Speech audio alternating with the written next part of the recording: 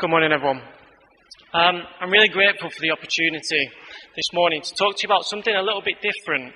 I'm here to talk to you about Rethink, which isn't a frontline service in the traditional sense.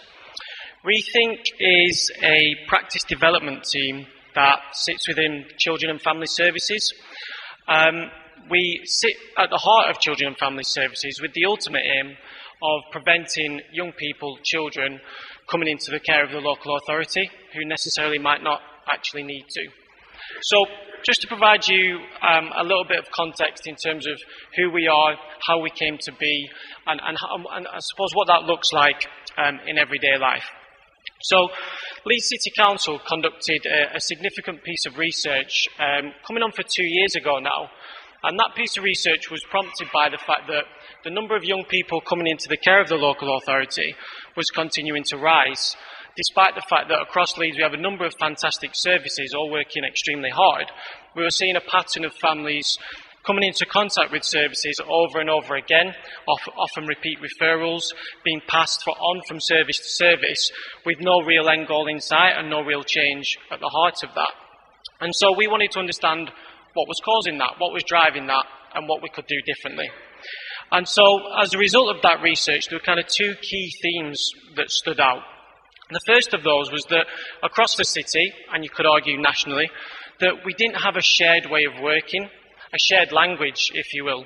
So often children and families that will come into services would hear very different messages, would be spoken to differently, first and foremost, would have to go through different procedures, different assessments, tell the story over and over again. And there may be some of you in the room that have experienced that personally.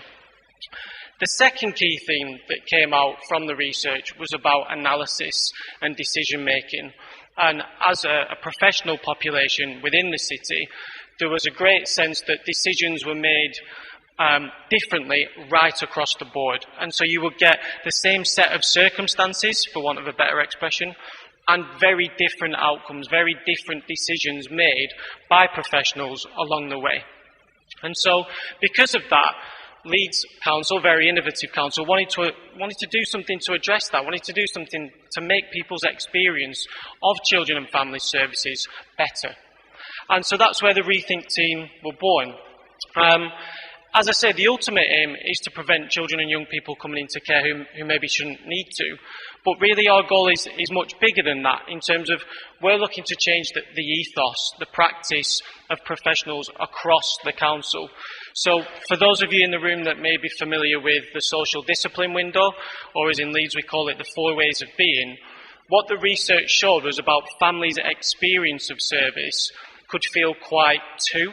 In other words, a professional would come in and tell that family what you need to do is X, Y or Z. Another experience that families had of services was feeling quite for. And when I mean for, as in a service coming in and literally doing it for you, and therefore not creating any real sustainable change. And so as a team, as a Rethink team, and embedding the Leeds Practice Model, what we're looking to do is really embed the use of working with. Now, what working with requires is high challenge but high support. Not just constantly challenging people and not just being extra supportive, but really working with that person to make real, sustainable change. So how do we do that? Well, the first thing that we use is something called the 6 Ps Formulation model. So for those of you in the room that might be familiar with CBT, psychiatry, there is an existing model founded by a lady called Sakira. Probably pronounced that wrong, so I don't think she's in the room, she won't be offended. But the 5 Ps model is widely used across the profession. Leeds have adapted that model and created what's called the 6 Ps model. Now, unfortunately, I can't show it you today. It is... There you go. It's on page 31. Excellent. I didn't know that. So if you wanted to turn to page 31, thank you. I feel like I'm about to sing a hymn now. I'm not, by the way, just for the record.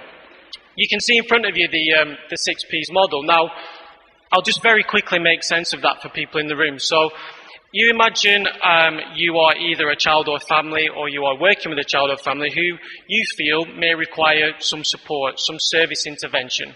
Okay, and you might make a phone call to duty and advice, for example, to make said referral. The first thing that that person will ask you is, okay, what is the reason for your call today? Why are you calling? And what our research showed was that often people would ring because they were worried. Quite a natural thing to do. You're worried about something, so you call up. What that meant, though, was that the only things that people heard on the other end of that phone was predictions, was worries. And what that does is it gets confused with what's actually happening right now. What is the problem that we're actually faced with? And so this model is a single model that anybody who works with children and families across Leeds can use to formulate the information, to understand what it is that's actually happening, to organise our thinking and leave us in a place where we can make better decisions and ultimately get the right service for the right family at the right time. And so you would use this model to process your thinking. And that's one aspect of what we do. We go out across various teams across the city. For example, duty and advice, children's social work services, health visitors, education.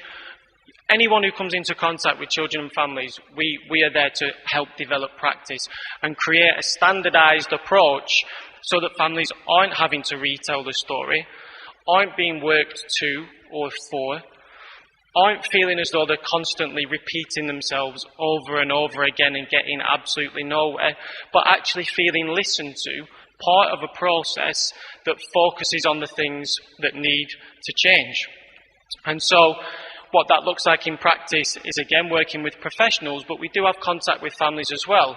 So we run something called a Rethink Space, which is a formulation exercise, or a meeting, if you will, that families and professionals can come along to, and it's independently facilitated by a member of the Rethink team.